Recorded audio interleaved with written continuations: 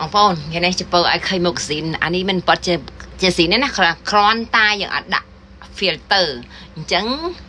អើយនេះជាមុខស្រៀងស៊ីនតិចស្រៀងស៊ីន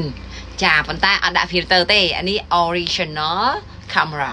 អញ្ចឹងអត់ដាក់ filter ទេអញ្ចឹងបងប្អូនខ្ញុំចង់ប្រាប់បងប្អូនពីជីវិតខ្ញុំកាលនៅស្រុកបារាំងមិនរាំងទេនៅអឺរ៉ុបបងប្អូនពេលនោះបងប្អូនពេលនោះមួយបងប្អូនពេលនោះខ្ញុំនៅលើកប៉ាល់ក៏ទៅនិយាយទៅខ្ញុំគួរសោកស្ដាយដែលថាស្រុកខ្មែរយើងហូបឆ្កែស្លាប់ឆ្កែធ្វើជាចំណីអាហារស្លាប់ឆ្កែយកមកលក់តាមផ្សារបងប្អូនពេលខ្ញុំឃើញហើយខ្ញុំអាណោចណាឆ្កែមែនទេបងប្អូនមែនណាបើសិនបងប្អូនឈប់ហូបឆ្កែតែបងប្អូនឆ្កែបើសិនយើងចំវាឲ្យមានប្រយោជន៍ជួនកាលល្អជាងមនុស្សទៀតខ្ញុំប្រាប់បងប្អូនមែនឆ្កែជួយមនុស្សបានច្រើនណាស់បងប្អូនតែបើយើងចេះចិញ្ចឹមវាប៉ុន្តែស្រុកខ្មែរយើងអត់ចេះចិញ្ចឹមឆ្កែទេគេថាជាសត្វណាចិញ្ចឹមវាប្រឡែងតាមដើរទៅណាឲ្យស៊ីក៏បានមិនឲ្យស៊ីក៏បានណាបងប្អូនតែឆ្កែល្អជាងមនុស្សពេលខ្លះគឺវិការជាការពារយើងពេលមួយនោះបងប្អូនពេលដែលខ្ញុំនៅអឺរ៉ុបពេលនោះខ្ញុំនៅកប៉ាល់ដល់ខ្ញុំនៅពីអ្នកឆ្កែបងប្អូននៅពីអ្នកឆ្កែហើយពីអ្នកឆ្កែខ្ញុំនៅជាមួយឆ្កែខ្ញុំនៅជាមួយឆ្កែពេលនោះមួយនោះខ្ញុំក៏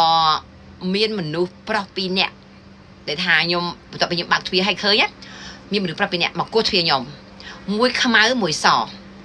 អើយមិនដឹងមកពីណាប៉ុន្តែខ្ញុំអត់បានសង្កេតដែរប៉ុន្តែដូចខ្ញុំថាវាមិនដឹងមកខាងណាព្រោះខាងហ្នឹងសិត office ហើយយើងនៅលើកប៉ាល់គេថាគេហៅ boat house ចឹងណាhouse boat អី house boat អីចឹងយើងជាផ្ទះនៅលើកប៉ាល់នៅលើទូកអីចឹងណាអញ្ចឹង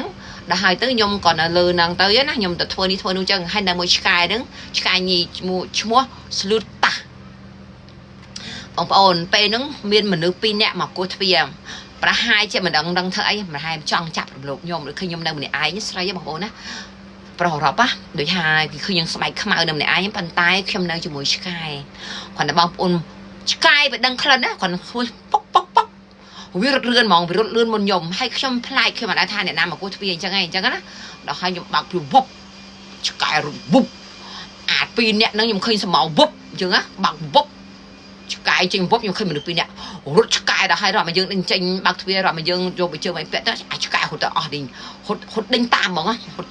អាឆ្កែនឹងមនុស្សហត់ទៅបាត់អស់តែយើងឃើញសមោ2នាក់អញ្ចឹងណាបងប្អូនហើយខ្ញុំអរគុណឆ្កែពេលហ្នឹងបងបើមិនបានឆ្កែខ្ញុំមិនដឹងនិយាយយ៉ាងណាទេដឹងយកបើកទ្វារបីដើម្បីប៉ុន្តែខ្ញុំគិតថាវាចង់សម្លាប់ចង់មិនចាំសម្លាប់ខ្ញុំតែប្រហែលចង់រំលោភនេះនៅអឺរ៉ុបជាការពិតអញ្ចឹងបងឃើញថាខ្ញុំបងប្អូនអញ្ចឹងមកពេលនេះខ្ញុំឃើញឆ្កែហើយខ្ញុំអាណោចពេលបងប្អូនហាសម្លាប់ឆ្កែហើយយកមកហូបអូយជីវិតឆ្កែបងប្អូនជាសត្វទូចបងប្អូនអើយបើសិនបងប្អូនឈប់បើឆ្កែបងប្អូនហើយមែនតាហូស៊ីនឹងសត្វឆ្កែអាណិតវាយកវាមកចិញ្ចឹមហើយឲ្យវាចំណីវាបរៀនវាឲ្យចេះដឹងបងប្អូនបើមិនបានចិញ្ចឹមវាទេដូចខ្ញុំអត់បានចិញ្ចឹមទេដោយសារខ្ញុំអត់មានទីធ្លាអញ្ចឹងណាហើយនៅអឺរ៉ុបគេចិញ្ចឹមឆ្កែព្រលឹមឡើងគេឲ្យពេលមួយឆ្កែគេយកឆ្កែហ្នឹងដឹកវាណាចងវាដឹកអត់ឲ្យប្រឡែងតាមផ្លូវដូចខ្មែរយើងទេក៏គេឲ្យយកចងខ្សែហ្នឹងដើរក្នុងព្រៃនៅអឺរ៉ុបទោះបីទៅនៅទីក្រុងក៏មានព្រៃដែរយ៉ាងដើម្បីឲ្យមនុស្សដើរហាត់ប្រាណហើយដើរជាមួយឆ្កែដើម្បីបលែងឆ្កែដើរឲ្យវាមានពេលវេលាមួយឆ្កែដើរលេងណែអីចឹងណាចាដើរបដាវាទៅវាព្រលឹមឡើងវាក៏ជុះវានោមអីចឹងណាឆ្កែគឺត្រឡប់អញ្ចឹងបងប្អូនហើយមកពីផ្ទះវិញបើក្នុងផ្ទះអាចប្រឡែងបានបើទៅណាមកណាអីបើថាទីធ្លាយើងទូចអីចឹងទៅក៏គេអាចចងបើថាទីធ្លាធំគឺនៅក្នុងតែលបងទេគេអត់ប្រឡែងចាក់ក្រៅផ្ទះដូចស្រុកខ្មែរយើងទេអញ្ចឹងណាមិនងាយទេអញ្ចឹងបងប្អូនកន្លែងហ្នឹងមួយចង់ប្រាប់ថាឆ្កែពេលបើយើងចិញ្ចឹមវាត្រូវ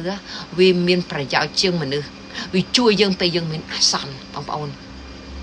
មែនតែស្រុកខ្មែរយើងចិញ្ចឹមឆ្កែទុកចាំ